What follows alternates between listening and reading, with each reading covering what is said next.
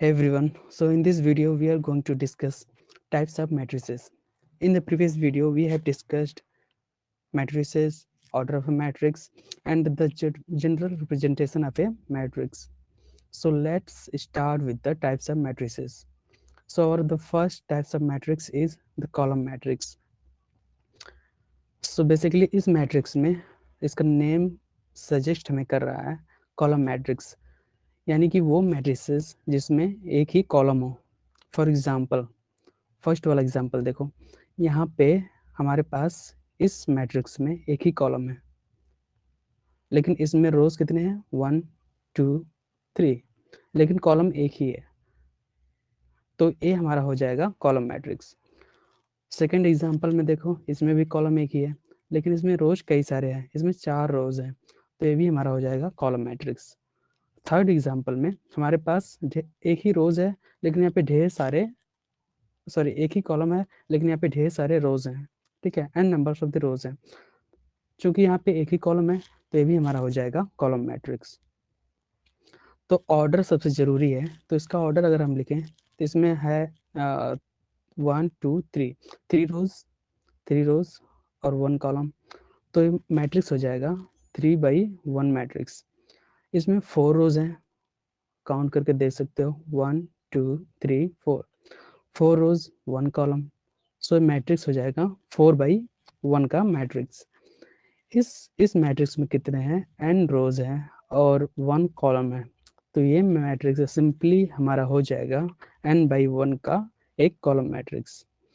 तो एक चीज यहाँ पे नोटिस किया, यहाँ पे कॉलम वाली जगह पे यानी कि n की वैल्यू की जगह पे हमारे पास हमेशा 1 आ रहा है, यानी कि ये डिनोट कर रहा है कि हमारे पास रोज चाहे जितनी हो लेकिन हमारे पास कॉलम एक ही होनी चाहिए, तो उस चीज को हम कहते हैं कॉलम मैट्रिक्स।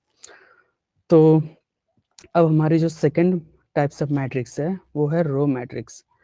नेम सजेस्ट कर रहा है कि जिसमें केवल एक ही रो हो, जिस मैट्रिक्स में केवल एक ही रो होती है उसे हम कहते हैं रो मैट्रिक्स।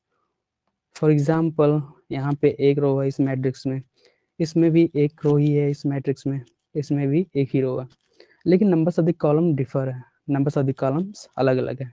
इसमें 3 है, इसमें 4 है, इसमें n कॉलम्स हैं। तो सिंपली इसका जो ऑर्डर हो जाएगा 1/3, इसका ऑर्डर हो जाएगा, हर कोई लिख सकता है अब तो, क्योंकि हमने प्रीवियस वीडियो में इस चीज को डिस्कस किया था। इसका हो जाएगा 1x4 ऑर्डर मैट्रिक्स। और जो थर्ड मैट्रिक्स है B1 B2 B3 n, इसमें n कॉलम्स हैं और 1 रोज है, यानी कि 1 रोज इंटू कॉलम्स n, 1/n का ये मैट्रिक्स हो गया।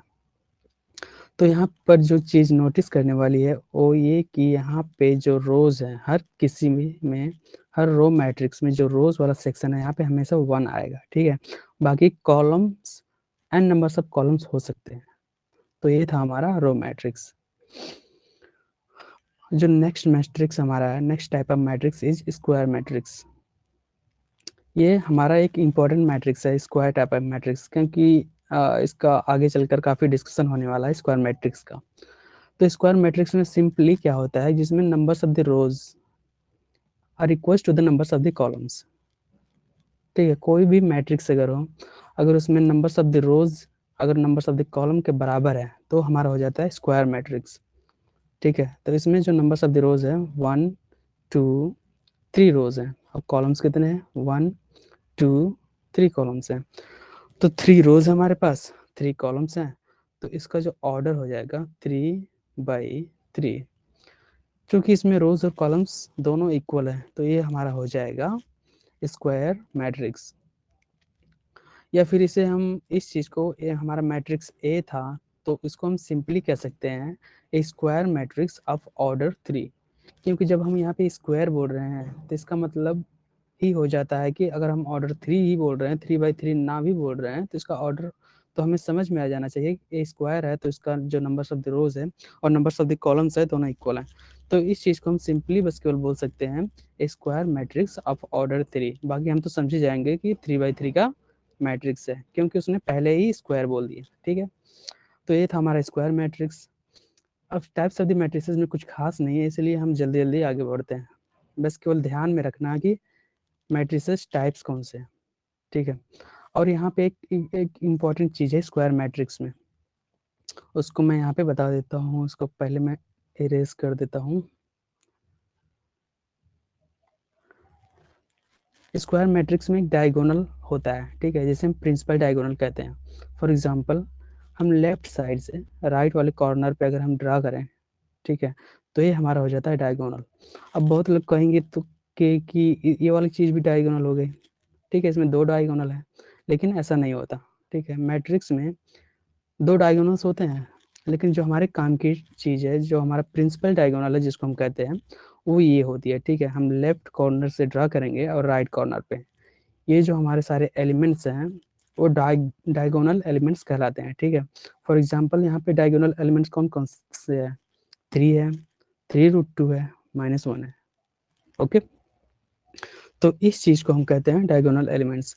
और डायगोनल एलिमेंट्स को हम जनरली कैसे रिप्रेजेंट करते हैं? फॉर एग्जांपल, A11 हमारा डायगोनल एलिमेंट है, A22 भी हमारा डायगोनल एलिमेंट होगा, और A33 भी हमारा डायगोनल एलिमेंट होगा। तो यहाँ पर भी 1, यहाँ पर भी 1, 2, 2, 3, 3। तो समझ रहे हो एक तरह से, जहाँ पे रोज और कॉलम्स, यहाँ पे आई और जे की वैल्यू जहाँ पे इक्वल होती है, वो जो एलिमेंट होता है वो इस चीज़ का डायगोनल एलिमेंट होता है। और डायगोनल टर्म का यूज़ हम केवल एक स्क्वायर मैट्रिक्स के लिए ही करते हैं, बाकी सारी मैट्रिसेस के लिए इसका डायगोनल का यूज़ नहीं होता। हालांकि उसमें भी डायगोनल होता है, लेकिन हम डायगोनल की बात केवल स्क्वायर मैट्रिक्स के लिए ही करते हैं। ठीक है, तो ये चीज़ ध्यान रखने वाली है कि डायगोनल क्या होता है।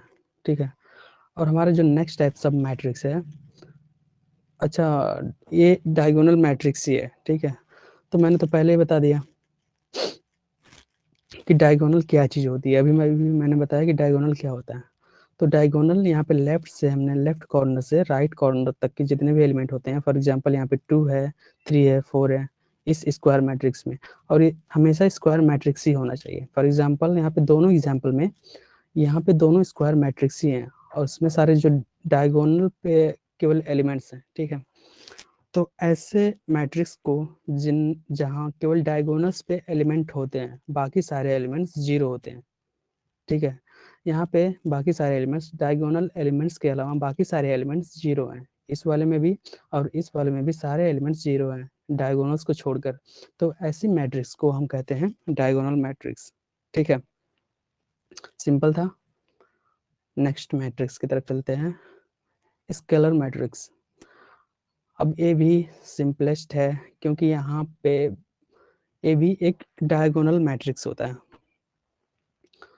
और इसमें खास क्या होता है कि इसमें सारे डायगोनल एलिमेंट्स अगर इक्वल हैं, है ना, यहाँ पे सारे अगर डायगोनल एलिमेंट्स अगर इक्वल हैं, तो ये हमारा बन जाता है स्केलर मैट्रिक्स। इसी चीज़ को हम स्केलर मैट्रिक्स कहते हैं।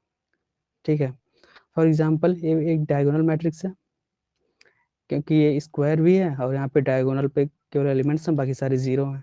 ठीक है, एक डायगोनल मैट्रिक्स है, लेकिन यहाँ पे खास बात है कि यहाँ पे सारे ही इक्वल हैं, सारे एलिमेंट्स डायगोनल वाले इक्वल हैं, इसीलिए हम कहते हैं इसको scalar matrix.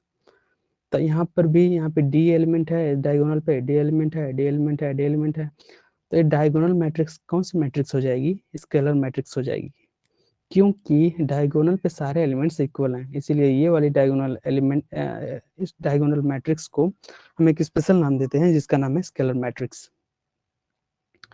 Next types of matrix is identity matrix. अब आइडेंटिटी मैट्रिक्स क्या होती है?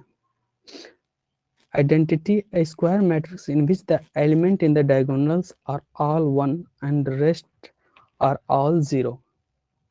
ठीक है, तो यहाँ से डिफिनेशन कहती है कि अगर एक स्क्वायर मैट्रिक्स में सारे डायगोनल एलिमेंट 1 होते हैं, ठीक है, ये भी एक स्पेशल केस है स्क्वायर मैट्रिक्स का। अगर डायगोनल एलिमेंट 1 होते हैं और बाकी सारे एलिमेंट 0 हैं, तो उस मैट्रिक्स को हम कहते हैं आइडेंटिटी मैट्रिक्स। फॉर एग्जाम्पल, यहाँ पे ये जो मैट्रिक्स दिख रही है, इसमें केवल एक ही एलिमेंट है, तो इसको भी हम कह सकते हैं कि एक डायगोनल एलिमेंट है। ठीक है, और इस डायगोनल मैट्रिक्स का जो ऑर्डर है वो 1/1 है। ये भी एक तरह का स्क्वायर मैट्रिक्स हो गया, यहाँ पे स्क्वायर मैट्रिक्स का होना जरूरी है, ए बी स्क्वायर मैट्रिक्स है, ए बी स्क्वायर मैट्रिक्स है। अब यहाँ पे डायगोनल एलिमेंट 1 1 है, इसका जो ऑर्डर हो जाएगा ये 2 by 2 का आइडेंटिटी मैट्रिक्स है, ठीक है। आइडेंटिटी क्यों? क्योंकि इसके सारे डायगोनल एलिमेंट यूनिट है, यूनिट मतलब 1 है, इसीलिए ये आइडेंटिटी मैट्रिक्स है। इसमें भी सारे डायगोनल एलिमेंट जो हैं 1 है, इसीलिए 3 by 3 का एक आइडेंटिटी मैट्रिक्स हो गया। आइडेंटिटी मैट्रिक्स का हम आगे चलकर काफ़ी यूज़ करने वाले हैं, ठीक है, तो इस चीज़ को ध्यान में रखना होगा। और जो हमारा नेक्स्ट मैट्रिक्स है वो है जीरो मैट्रिक्स। अब इसका नेम सजेस्ट कर रहा है कि जीरो मैट्रिक्स है, ठीक है, हर कोई एक समझ जाएगा कि जीरो मैट्रिक्स क्या होती है। वो मैट्रिक्स जिसमें सारे ही एलिमेंट्स, ठीक है, सारे ही एलिमेंट्स जीरो होते हैं, सारे ही एलिमेंट्स। और ये स्क्वायर वाले मैट्रिक्स के केस में नहीं, बाकी किसी भी मैट्रिक्स के केस में, किसी भी ऑर्डर की मैट्रिक्स हो, अगर उसमें सारे एलिमेंट जीरो हैं तो उसे हम कहते हैं आइडेंटिटी मैट्रिक्स। और जीरो मैट्रिक्स को हम डिनोट करते हैं एक लेटर से, ओ से, ठीक है। इसे हम नल मैट्रिक्स भी कहते हैं और इसे ओ से डिनोट करते हैं। इस नल मैट्रिक्स का भी हम आगे चलकर काफ़ी यूज़ करते हैं, खासकर इस ओ की नोटेशन में, ठीक है। जहाँ जहाँ ओ लिखा रहता है इसका मतलब ये है कि वो एक जीरो मैट्रिक्स है, यानी कि वो ऐसा मैट्रिक्स है जिसमें सारे ही एलिमेंट्स जीरो हैं। और यहाँ पर जो ये हमने आइडेंटिटी मैट्रिक्स पढ़ा, इसको हम डिनोट करते हैं कैपिटल आई से, ठीक है। कैपिटल आई से आइडेंटिटी मैट्रिक्स को डिनोट करते हैं, और नल मैट्रिक्स को हम डिनोट करते हैं, या फिर जीरो मैट्रिक्स को हम डिनोट करते हैं ओ से, ठीक है। ये चीज़ याद रखने के लिए है। अब हम पढ़ेंगे सारे टाइप्स ऑफ मैट्रिसेस, हमने यहाँ पे खत्म कर लिए। 7 टाइप्स ऑफ मैट्रिसेस हमें दे रखे थे, तो हमने इसको फटाफट कंप्लीट कर लिया। अब हम पढ़ेंगे इक्वलिटी ऑफ मैट्रिक्स। अगर हमें दो मैट्रिसेस दे रखी हैं, फॉर एग्जांपल हमें मैट्रिक्स ए दे रखी है और हमें मैट्रिक्स बी दे रखी है, तो इनको हम इक्वल कब कह सकते हैं? क्या दो मैट्रिसेस भी इक्वल हो सकती हैं? हाँ, हो सकती हैं, लेकिन कुछ कंडीशन के साथ। सबसे पहले जो कंडीशन हमारी है, सबसे पहली कंडीशन ये है कि वो दोनों ही मैट्रिक्स सेम ऑर्डर की होनी चाहिए। Okay, same order. For example अगर हमने एक 2 × 2 की मैट्रिक्स ले ली है और इसमें एलिमेंट भर दिए 0 1 0 2 4, और एक हमने और मैट्रिक्स ले ली है 1 0 2 4, ठीक है। तो ये वाली जो मैट्रिक्स हमारी है ये भी 2 by 2 की है, ये वाली मैट्रिक्स 2 by 2 की है। तो दो मैट्रिसेस के इक्वल रहने के लिए जो जरूरी क्राइटेरिया हमारी, जो जरूरी कंडीशन है, वो ये है कि सबसे पहले उनका जो ऑर्डर है वो सेम रहना चाहिए। दूसरी कंडीशन ये है कि उनके करस्पॉन्डिंग एलिमेंट्स, ठीक है, इक्वल रहना चाहिए। यानी कि A I J equals to B I J. A I J B I J क्या डिनोट करते हैं? एक एलिमेंट को डिनोट करते हैं, ठीक है, एलिमेंट को डिनोट करते हैं। ए आई जे ए एलिमेंट को, ए मैट्रिक्स के एलिमेंट को डिनोट करता है, और B I J B matrix के एलिमेंट को डिनोट करता है। आई जे, आई यानी कि ith रो और jth कॉलम को डिनोट करता है। तो इस चीज़ को समझने के लिए हम एक एग्जांपल लेते हैं। अच्छा, करस्पॉन्डिंग एलिमेंट्स क्या होते हैं इसको पहले देख लो। फॉर एग्जांपल यहाँ पे जो 1 है, 1 के करस्पॉन्डिंग एलिमेंट के यहाँ पे इस मैट्रिक्स में क्या है? ये वाला, ठीक है। और इस 0 के करस्पॉन्डिंग एलिमेंट यहाँ पे 0 इसी साइड में, ठीक है, कॉर्नर में। इस चीज़ को समझने के लिए हम एक एग्जांपल लेते हैं ताकि हमें अच्छे से समझ में आ जाए। यहाँ पे अभी ढंग से समझ नहीं आ रहा, ठीक है। तो एग्जांपल कौन सा लेते हैं? For example x plus Y, sorry plus नहीं, एक्स वाई और ए बी, ये हमारा एक मैट्रिक्स हो गया। इसका ऑर्डर है 2 by 2। हमने एक और मैट्रिक्स ले लिया 2 -1 0 2। इस मैट्रिक्स का भी ऑर्डर है 2 by 2। तो ये दोनों मैट्रिक्स इक्वल कब होंगे? इक्वल तभी होंगी जब इनके ऑर्डर सेम होंगे, ठीक है, ऑर्डर हमने सेम ही बना रखे हैं, 2/2 का ए भी है, 2/2 का ए भी है, तो ऑर्डर तो सेम है, लेकिन हर एक करस्पॉन्डिंग एलिमेंट भी सेम होना चाहिए। फॉर एग्जाम्पल अगर अगर ये दोनों मैट्रिक्स इक्वल है तो यहाँ पे x जो है वो 2 के इक्वल होना चाहिए, ठीक है, तो x को 2 के इक्वल होना चाहिए, यानी कि x इक्वल टू हमारा 2 हो जाएगा। अब जो y एलिमेंट है, y की करस्पॉन्डिंग एलिमेंट जो है ये इसके इक्वल होना चाहिए, हर एक करस्पॉन्डिंग एलिमेंट्स इक्वल होना चाहिए, तो हमने y को इक्वल कर दिया -1। अब a के करस्पॉन्डिंग एलिमेंट है जो है वो a के इक्वल होना चाहिए, तो यहाँ पर a है तो इस वाले मैट्रिक्स में इसका करस्पॉन्डिंग एलिमेंट हो गया 0, यानी कि a को 0 के बराबर होना पड़ेगा तभी ये दोनों मैट्रिक्स इक्वल हो पाएंगे, ठीक है, यानी कि a को हमने 0 के बराबर कर दिया। और जो b है, b के करस्पॉन्डिंग एलिमेंट्स भी b के इक्वल होना चाहिए, तो यहाँ पे b के करस्पॉन्डिंग जो एलिमेंट है वो 2 है। अब समझ में आ गया होगा कि करस्पॉन्डिंग एलिमेंट्स क्या होते हैं, और इक्वलिटी के लिए उन दोनों को इक्वल होना ही पड़ेगा, ठीक है। एक हम और एग्जाम्पल करते हैं यहाँ पे, ये क्वेश्चन है, इसमें कह रहा है find the value of A B C D from the following equations. इसमें हमें एक मैट्रिक्स दे रखा है और इस मैट्रिक्स का ऑर्डर क्या है 2/2, क्योंकि इसमें 2 रोज हैं और 2 कॉलम्स हैं, और इस वाले मैट्रिक्स का भी, राइट साइड वाले मैट्रिक्स का भी जो ऑर्डर है वो भी है 2/2, क्योंकि इसमें भी 2 रोज हैं और 2 कॉलम्स हैं। तो अगर ये दोनों, हमें इन दोनों मैट्रिसेस को यहाँ पे इक्वल दे रखा है, ठीक है, और हमसे पूछ रखा है कि ABCD की वैल्यू फाइंड करो, तो इक्वलिटी के कंडीशन के मुताबिक हर एक एलिमेंट को उसको करस्पॉन्डिंग एलिमेंट के इक्वल होना चाहिए, ठीक है, तभी ये दोनों मैट्रिसेस इक्वल होंगे। तो हम इक्वल इसको कर देते हैं, 2A + B = 4। हमने इस एलिमेंट्स को उसके करस्पॉन्डिंग एलिमेंट्स इसके इक्वल कर दिया, और इस वाले एलिमेंट्स को दूसरी पेन लेते हैं, इस एलिमेंट को इस एलिमेंट के बराबर होना पड़ेगा क्योंकि ये इसके इक्वल है, यानी कि a - 2b = -3, और इस एलिमेंट को, इस टोटल एलिमेंट को बराबर होना पड़ेगा इसके 11 के, ठीक है, यानी कि 5c - d = 11, और 4c + 3d को इक्वल होना पड़ेगा 24 के, 4c + 3d = 24। अब हमारे पास 4 इक्वेशंस आ गए, 4 इक्वेशंस आ गए और हमारे पास 4 वेरिएबल्स भी हैं, तो यहाँ से क्या आसानी से सारे वेरिएबल्स फाइंड हो जाएंगे, ठीक है। तो इसको हम सॉल्व कर लेते हैं फर्दर। सॉल्व करने के लिए इसमें हम 2 से मल्टीप्लाई कर देते हैं, ठीक है, इस इक्वेशन में हम 2 से मल्टीप्लाई कर देते हैं दोनों तरफ, तो ये हो जाएगा 2a - 4b = -6।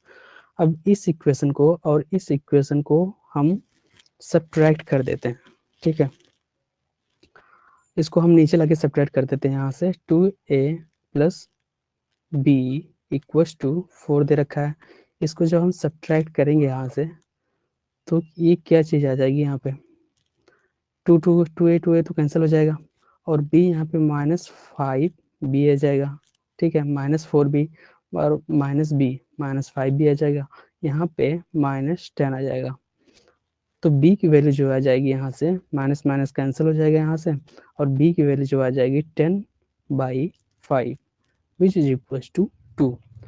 अब b की वैल्यू हमारे पास 2 आ गई, ठीक है, और इस b की वैल्यू को, b की वैल्यू आ गई हमारे पास 2, और इस b की वैल्यू को हम उठा के रख देंगे किसी भी एक इक्वेशन में, फॉर एग्जांपल हमने इस इक्वेशन में रख दिया, ठीक है, तो यहाँ पे जब हम b की वैल्यू रखेंगे तो हमें क्या आ जाएगा, 2a + b की जगह पे हमने रख दिया 2 = 4, तो 2a = 2 को हमने राइट साइड सेंड किया तो यहाँ से सब्ट्रैक्ट हो जाएगा, और सब्ट्रैक्ट होके बन जाएगा 2, a की वैल्यू आ जाएगी यहाँ से 2/2 यानी 1, तो a की वैल्यू हमारी 1 आ गई, और b की वैल्यू हमारी आई थी यहाँ से 2, a और b की वैल्यू तो हमें मिल गई, और c और d की वैल्यू हम सिमिलरली फाइंड कर लेंगे, ठीक है।